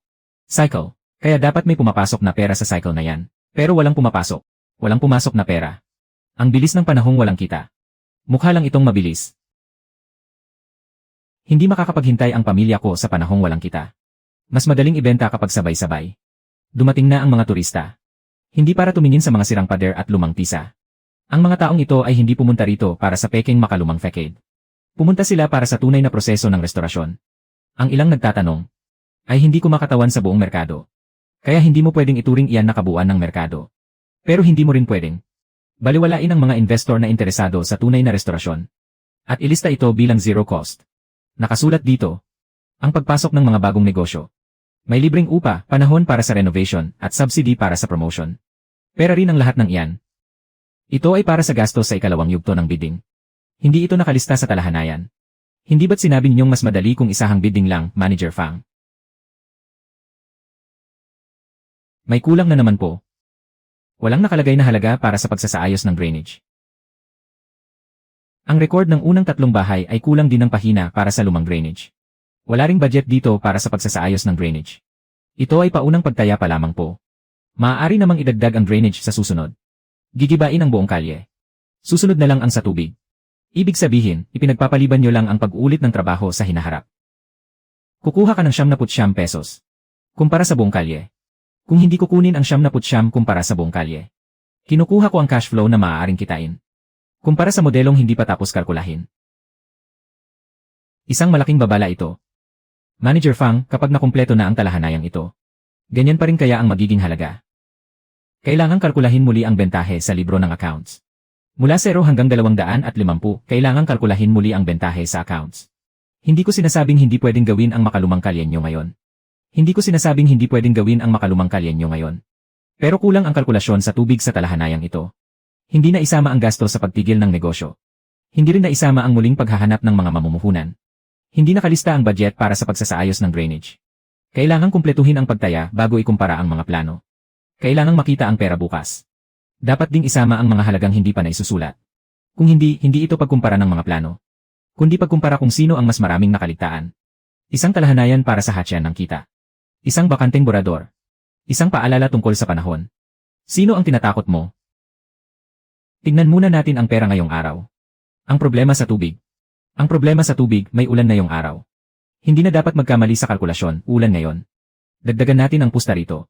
Pirmahan na ang schedule ng pagbabayad ngayong araw. Magbubukas ang parke ayon sa schedule. Magkakaroon agad ng mga trabaho sa nayon. Mas mataas talaga ang halagang ito kaysa dati. Kung mayaayos na ang para sa matrikula ngayong araw. Mapapanatag na ang loob ko. Kung gusto ninyong isapubliko ang hatsyan ng kita ngayon. Huwag nyo na kaming ipakitaan ng mga plano para sa hinaharap. Gusto naming makita ang pumasok na pera. Tama. Huwag ninyong gamitin ang susunod na 20 taon para gipitin sila ngayong buwan. Ilagay mo rito. Tignan natin ito kasabay ng totoong record ng pera ngayong araw. Ito ang bahagi kung saan ayusin ang pader. Magkatugma ang mga huling numero. Magkatugma ang pangalan ng nagpareserba. Magkatugma ang bilang ng mga dumating. Hindi kami gumagawa ng mga peking transaksyon. Napanood ng bata ang video. Gusto talaga niyang makita kung paano kinukumpuni ang lumang pader. Narito na sila. Pumasok na ang 168 para sa pagkain. Resibo para sa pagkain. Tugma ang halaga, bilang ng tao, at oras ng pagbabayad. Hindi aakyat sa bubong, mag-aral lang mag-ayos ng gilid ng mga tisa. Balansing 120 para sa karanasan sa workshop. Hindi pa nakukuha ang bayad sa matuluyan. May pera na para sa pagkain at workshop. Ilang daang piso lang. Hindi iyan matatawag na negosyo. Simula pa lang iyan ang pag-aayos ng mga bayarin. Hindi pa natin itatakda ang mga alituntunin ngayong araw. Kung ganoon, bakit inilabas pa yan? Para magtakda ng direksyon. Sa susunod, ang bawat lumang bahay. Dapat munang magkaroon ng record mula sa pansamantalang operasyon. Bago pag-usapan ng hatsyan para sa kapakinabangan ng lahat. Hindi ngayong araw itatatag ang kooperatiba. Ngayong araw, patutunayan lang natin na ang perang ito ay hindi nakadepende sa desisyon ko lang. Kaninong bakuran ba ito? Kung sino ang may-ari, siya ang may bahagi sa kikitain. May bahagi rin para sa pagkukumpuni at pagpapanatili ng mga pampublikong pasilidad. Kailangan kumita ng pera ng lumang bahay. Pero kailangan pa rin ipagpatuloy ang pagkukumpuni. Hindi pa nga tapos ang borador ng kontrata. Tapos nangangahas kayong pag-usapan ng kita para sa susunod na 20 taon. Walang malinaw na alituntunin. Niloloko niyo ba sila para pumirma gamit ang walang lamang kasunduan? Pumasok na ang kita na 387. Ang direktang gastos ngayong araw. 76. Ang maipapamahaging kita mula sa modelo ay 271. O 271. Noong unang araw, ang orihinal na taya ay 180. Ngayon, lumampas ito sa inaasahan. Hindi ito pera ng kabayaran. Pero maaari itong kwentahin araw-araw. Hindi ito malaking pera. Pero ito ay umiikot na pera. Natanggap na. Pwedeng suriin, pwedeng hatiin, at pwedeng patuloy na lumago. Lumampas sa inaasahan. Hindi ko kinakatawan ang buong nayon. Hindi muna pipirma ang pamilya ko. Kung hindi ka pipirma, kailangan ko pa ring pag-isipan. Kailangan ko talaga ng pera. Totoong kailangan mo ng pera. At totoo ring nakita ko ang libro ng kwenta. Ang bakuran ko ay patuloy na magsisilbing modelo. Ang hatsyan ng kita ay ibabase sa pamamaraang ito. Hindi ako ang magdedesisyon para sa buong nayon. Ang mga gustong magpatuloy, tumayo muna kayo rito sa panig na ito. May ilang taong lumipat doon. Sa tingin nyo ba ay mahaharangan nyo ang pagbubukas ng parke sa pagtayo lang dyan? Manager Fang. Hindi pa po natatapos ang pagsusuri sa drainage. Kailangan suriin muli ang pagbubukas-bukas. May mga babala naman tungkol sa panahon taon-taon. Hindi pwedeng ihinto ang mga aktibidad bukas. Hindi pa nakukwenta ang panganib ng baha. Darating ang bagyo tapos magbubukas pa rin kayo. Magbubukas kami ayon sa schedule. Doon lang ma-schedule ang pagbabayad ng kompensasyon. Doon lang magkakaroon ng sahod ang mga manggagawa. Kaya nating kwentahin ang kita sa negosyo. Pero kailangan din kwentahin ang panganib ng baha. Magbubukas pa rin bukas. Kailangan ba talaga nating pirmahan ito? Magbubukas pa rin bukas. Hindi hinto ang mga aktibidad. Hindi hinto ang pagpapadala ng pera. Hindi mawawala ng trabaho ang mga tao. Hindi pa nagagawa ang karagdagang pagsusuri para sa pagsasaayos ng drainage. Hindi pwedeng pigilan ng isang babala sa panahon ng kita ng buong nayon. Kabanata 1, katapusan ng schedule ng kompensasyon. Kung hindi tayo magbubukas bukas, mauurong ang pagkakasunod-sunod ng pagbabayad. Kabanata 2, arawang interes sa pautang. Kabanata 2, arawang interes sa pautang. 3, mga pampublikong holiday. 3, mga ibinabahaging gastos. Bawat araw na maantala ay may karagdagang bayad. Kabanata 3, multa sa pagkaantala ng pagbubukas ng parke. Ang mga negosyanteng pumirma sa kasunduan. Hindi sila maghihintay kasama natin na tumila ang ulan. Pinipilit nyo kaming pumirma bago dumating ang ulan. Para lang hindi nyo hayaan ang ulan na hindi pa naman pumapatak. Natangayin ang perang dapat ay nasa inyo na. Paano kung magkaroon nga ng malubhang baha? Hindi pa tapos ang muling pagsusuri sa drainage. Hindi natin masisiguro kung ligtas bang magbukas-bukas. 3 bagay ang kailangang suriin muli. Ang mga baradong bahagi sa lumang linya ng tubig. Ang budget para sa pagsasaayos ng drainage sa makalumang kalye. 3 kabahayan ang may kulang. Pahina para sa lumang sistema ng drainage. Inirerekomendang magsagawa ng pagsusuri sa panganib sa mismong lugar bago umulan. Hindi aprobado. Ang aplikasyon para sa muling pagsusuri ng drainage. Kahit ang muling pagsusuri ay hindi nyo papayagan. Magbubukas na bukas. Hindi iyan matatapos suriin ngayong gabi. At kapag hindi natapos, gagamitin nyo lang iyan para humingi ng pagkaantala. Hindi ba't patunay lang iyon na dapat talaga itong iantala? Ang talaan ng mga gastos kaugnay ng multa. Ikaw ba ang magbabayad ng multa sa pagkaantala? Ito ang talaan ng mga gastos kaugnay ng multa. Talaan ng mga kaugnay na gastos. Talaan ng mga gastos kaugnay ng multa. Pwede mo itong tanggihan. Isulat mo ang listahan ng mga gastos kaugnay ng multa. Mukhang hindi naman ganoon kalaki. Nakita nyo ba? Ang babala ay hindi abiso ng baha. Kung laging ibabase sa pinakamalalang sitwasyon, huwag na lang nating ituloy ang proyekto. Kung hindi naman talaga lalakas ang ulan. Hindi ba't malulugi lang tayo kung hindi magbubukas-bukas? Tinitingnan sa babala ang takbo ng panahon. Hindi lang ang kasalukuyang minuto. Magbubukas ang parke bukas ayon sa schedule. Kailangang kumpirmahin ito ng mga mamamayan. Hindi lang ako ang magdedesisyon nito. Hindi ba't pinapapasan nyo lang sa amin ang responsibilidad? Magkakasama tayong kumikita ng pera ngayon. Kaya syempre, sama-sama rin natin kukumpirmahin ito. Naging orange na ang babala. Sa ilalim ng orange warning. At hindi pa tapos ang pagsusuri sa drainage. Hindi inirekomendang magbukas ayon sa plano. Ang hindi inirekomenda ay hindi nangangahulugang bawal. Walang laman ang kulum para sa pagsasaayos ng drainage. May kulang na pahina sa lumang linya ng tubig. Orange warning para sa malakas na ulan. Hindi pwedeng paghiwalayin ang 3 bagay na ito. Ang tinitignan ko ay ang interes sa deadline ng kompensasyon. Hindi rin pwedeng baliwalain ang mga multa. Kung barado ang drainage sa pasukan ng ngayon, ang daanang ito para sa paglikas ang unang maapektuhan. Nasa assembly point po ang biyanan ko. Nandoon din po ang pangalawang tiyuhin ko. Kung ganoon, maghanda na kayo ng mga kapote at sasakyan. Huwag ninyong gawing dahilan ang assembly point para ipagpaliban ito. Nasa mababang lugar ang mga tao. At ang pagbubukas pa rin ng parke ang iniisip nyo. Kung hindi magbubukas, maudlot ang kompensasyon. Matitigil ang sahod. Kailangan pa rin kumain ng mga matatanda. Isulat nyo ang dahilan kung bakit nyo tinatanggihan ang muling pagsusuri. Heh! Gusto mo pa talagang mag-iwan ng ebidensya? Nais ng panig ng proyekto na magbukas ayon sa schedule. Kailangan ng nakasulat na kumpirmasyon na batid ang mga panganib. Isusulat ko ito at huwag kayong magsisisi. Naipasa ko na ang aplikasyon. Ito ang pasya ng panig ng proyekto. Kahit tumanggi sila, maitatala pa rin ito. Mapipigilan ba siya nito? Hindi. Pero kahit papaano, malalaman kung sino ang tumanggi sa babalang pangkaligtasan. Kapapirma si Manager Fang, kumpirmado na ito. Hindi pa tapos ang muling pagsusuri sa drainage. Pero magbubukas pa rin ayon sa schedule. Kinikilala ng komite ng nayon at kinukumpirma ko. Kinukumpirma ko. Form ng kumpirmasyon para sa pagbubukas ayon sa schedule. Kapag may nangyaring masama rito, huwag ninyong sabihing walang nagbabala sa inyo. Magbubukas-bukas. Nerebisa noong 2024. Bakit bumabalik ang daloy ng tubig? Bumabalik ang daloy.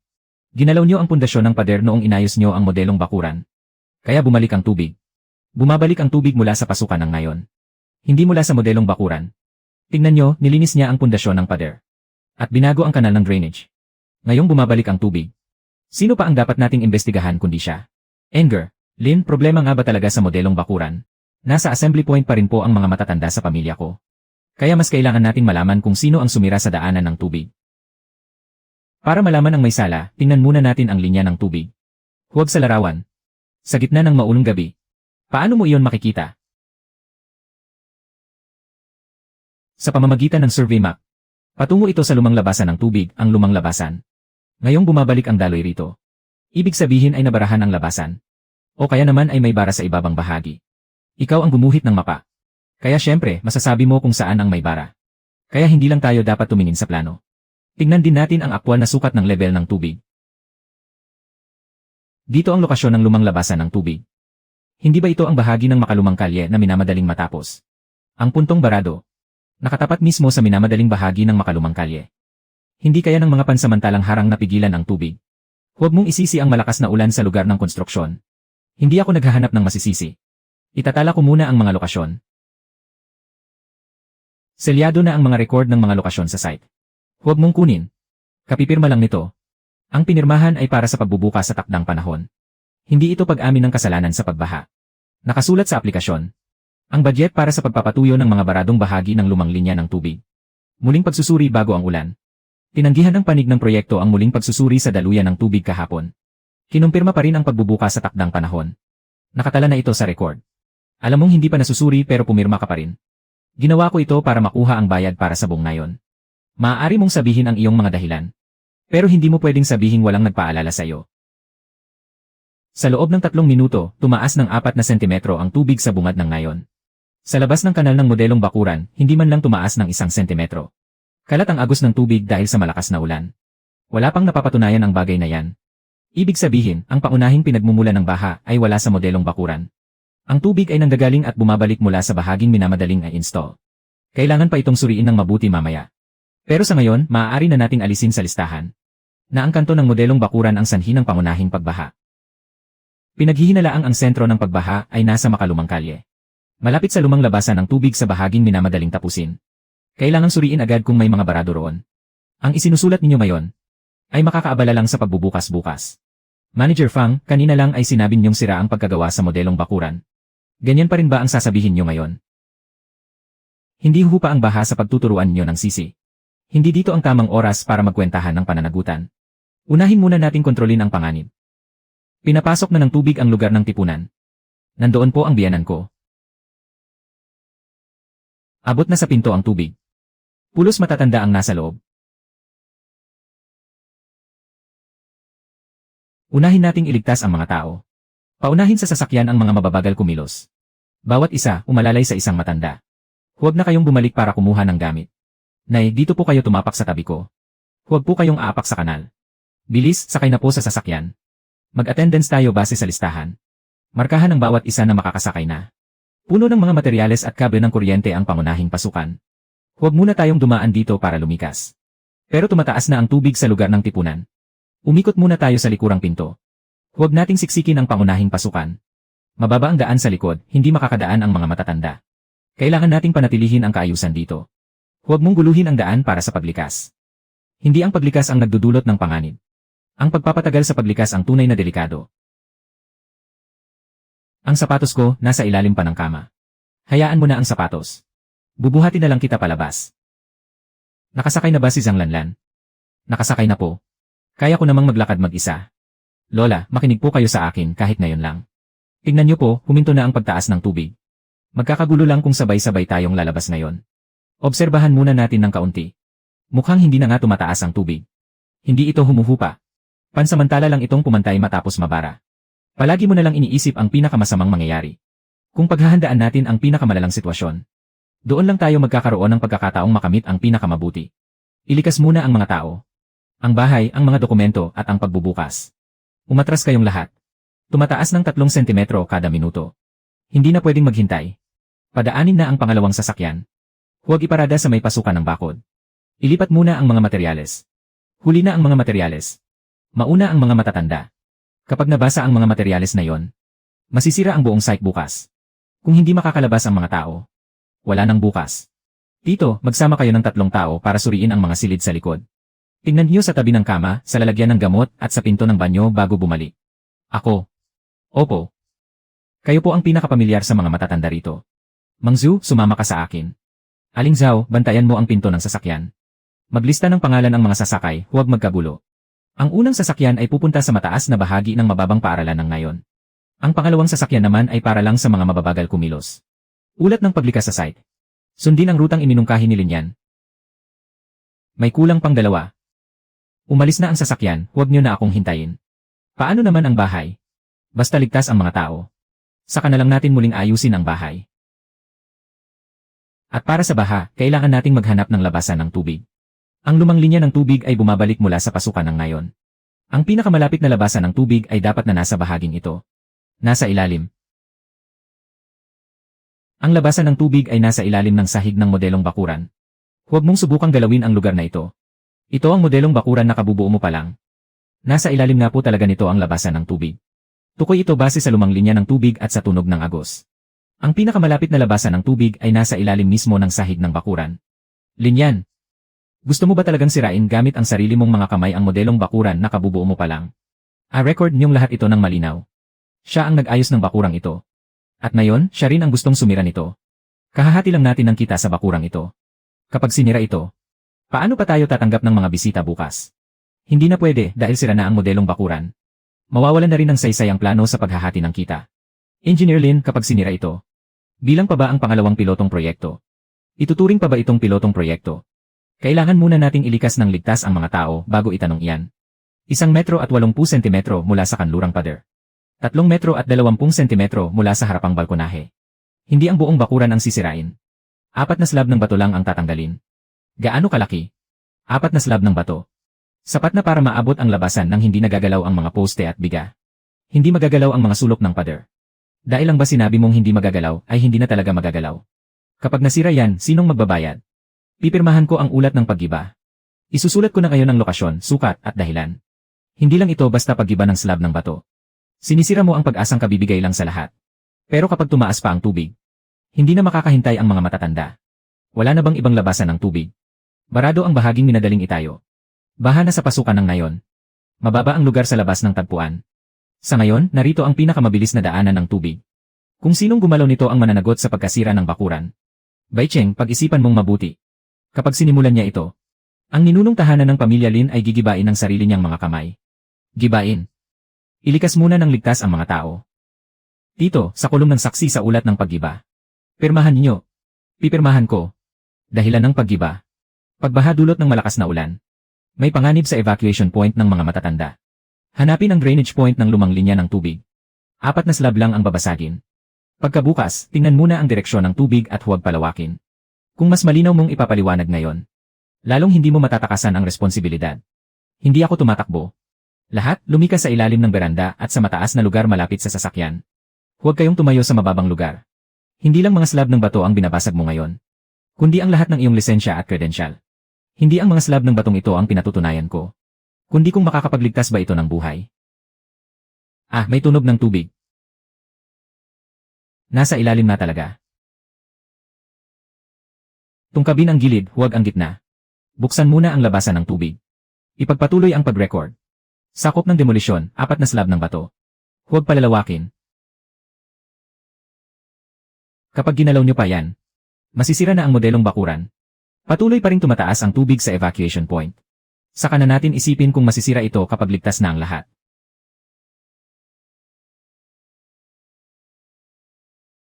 Lumang drainage line. Hindi na tumataas ang tubig sa evacuation point. Makakalabas na ang mga sasakyan. Makaalis na po si Lola. Makakaalis na ang huling sasakyan. Ipagpatuloy ang paglilinis. Huwag hayaang magbara ulit.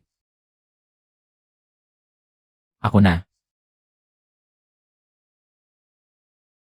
Kaya pala selyado at saradong-sarado ang labasan. Binarahan nila ang labasan ng tubig. Tapos gusto pa nilang magbukas tayo bukas. Ang pansamantalang pagbabara ay desisyon ng contracting team para sa konstruksyon. Hindi ko sila inutusang barahan yan. Pumirma ka sa kasunduan para sa pagbubukas sa takdang oras. At tinanggihan mo rin ang muling pagsusuri sa drainage. Pagbabara sa mismong site. Contracting team. Tinatanggihan ng panig ng proyekto ang muling pagsusuri. Record ang lahat. Zeng. Ang orihinal na survey ng pundasyon ay hindi maaaring gamiting batayan sa konstruksyon para sa 28 kabahayan. Bago matapos ang espesyal na proyekto sa drainage. Hindi maaaring ituloy ang plano para sa makalumang kalye ayon sa orihinal na schedule. Kaya kailangang ulitin ang proyekto. Ulitin ang survey ng pundasyon. Papalitan ng contracting team. Muling kukunin ang opinyon ng mga mamamayan para sa plano ng negosyo. Ginawa ko lang yon para umabot sa petsa ng pagbubukas. Walang may gustong magka-aksidente. Pero hindi ibig sabihin na walang nagbabala sa iyo. Ang orihinal na kasunduan sa pamamahala ay hindi na ipatutupad ayon sa dating plano. Ang mga nais makibahagi sa restorasyon at pamamahala ay ililipat sa isang kasunduan para sa kooperatiba. Hahatiin ito sa batayang renta, dibidendo sa kita, at pondo para sa pampublikong pagkukumpuni. Sa hinaharap kapag kumita na tayo, kailangang magtabi ng bahagi nito para sa patuloy na pagkukumpuni. Hindi pwedeng kumita lang tayo sa lumang bahay nang hindi ito inaalagaan. Sasali ang pamilya ko. Pero dapat i-post ang libro ng kwenta araw-araw. Pag-verify ng mga order. Resibo sa pagkain. Kita ng workshop. At mga gasto sa pagkukumpuni. Lahat ay dapat ilagay sa pampublikong account. Sa pagkakataong ito, hindi mo na ito kailangang pasanin ng mag-isa. Kung kanino ang bahay, doon din may bahagi sa kita. Kung sino ang nakikibahagi sa pampublikong panganib, sila rin ang may responsibilidad sa pagpapanatili nito. Nanghihinayang ka ba? Masakit. Sa pagkakataong ito, hindi pa bigat ang bahay sa atin, kundi ang bahay pa ang nagligtas sa atin. Inay. Kaya pa namang ayusin ang bakuran. Basta't ligtas ang mga tao, maaayos din natin ito.